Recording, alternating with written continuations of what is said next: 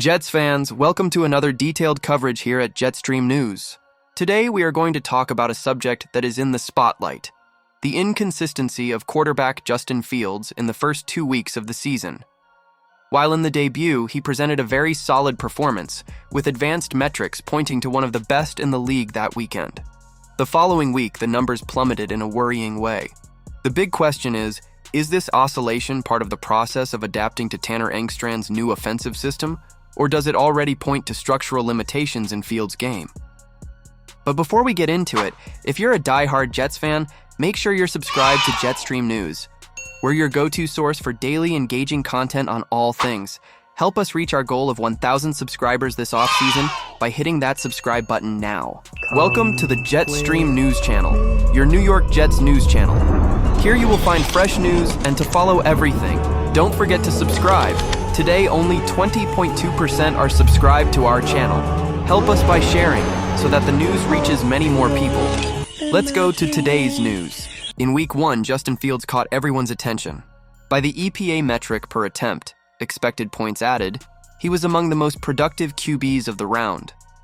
He demonstrated excellent reading of defenses, distributed the ball efficiently, especially in short and intermediate passes. His connection with Garrett Wilson was a highlight, showing chemistry in slant and curls routes, which turned into important first downs. In addition, Fields used his mobility well. He ran in critical situations, converted third descents, and gave rhythm to the attack. This performance brought confidence to the fans, who saw in Fields a QB capable of commanding the offensive system with balance between passing and running. But already in Week 2, the scenario changed completely. The EPA by Fields' attempt plummeted to negative numbers, indicating that practically every move of the Jets' attack lost added value with him on the field. There was a clear difficulty in seeing the middle of the field. Many passes ended up out of timing or misdirected.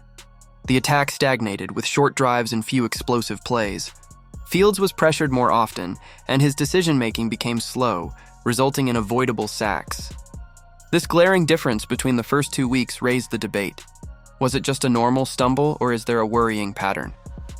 We also need to analyze the role of offensive coordinator Tanner Engstrand. Its system bets on pre-snap movement, use of play action, and fast pace to favor the QB.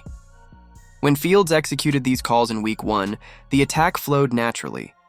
However, in Week 2, there was less variety of plays, and the opponent adjusted well to the trends. This shows that the marriage between QB and playbook is still under construction. Fields needs to gain consistency in fast reading, and Engstrand will have to adjust the way he distributes calls so as not to overload his quarterback. Here we get to the heart of the discussion. For some analysts, this sharp drop is normal in a QB that is still absorbing a new system. In other words, no alarm, just adaptation time. Others, however, point out that the same problems already appeared in Fields at Chicago Bears: inconsistency, difficulty in processing complex defenses, and hesitation to release the ball quickly. If it's structural, the Jets may have a bigger challenge than just harmony. If it's just adaptation, the next few weeks should show a more linear growth of Fields within the offensive scheme. Fields' oscillation directly affects the performance of the attack as a whole.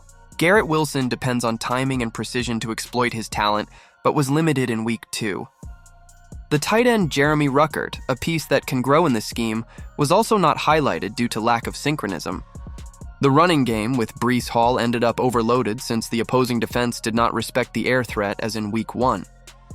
That is, Fields' inconsistency is reflected in the entire offensive production of the team. The immediate future of the Jets goes through 3 fundamental points. 1. Quick adaptation to the scheme. Fields needs to speed up his reading and trust the first pass. 2. Engstrand adjustments. The offensive coordinator must create calls that simplify the QB's life and value his athleticism. 3. Patience of the fans. The process may be irregular, but if there is an evolution game after game, there are reasons for optimism.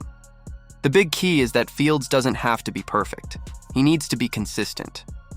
With the defense led by Steven Wilks and talented players in the cast, a reliable QB already puts the Jets in a competitive position. Jets fans, Justin Fields' roller coaster in the first 2 weeks brought more questions than answers. But one thing is clear: the talent is there. The question is whether the marriage with Tanner Engstrand's system will flourish, or whether we will see the same patterns that limited Fields in Chicago. The next games will be decisive for us to understand if this unstable chemistry is just an adaptation phase or something structural. And you, fan, do you believe that Fields will establish himself as the QB that the Jets need so much? Or do you think these oscillations will be constant during the season? Leave your opinion in the comments, and don't forget, sign up here on Jetstream News so you don't miss any updates on our Jets. And as always, go for it, Jets. Thanks for watching!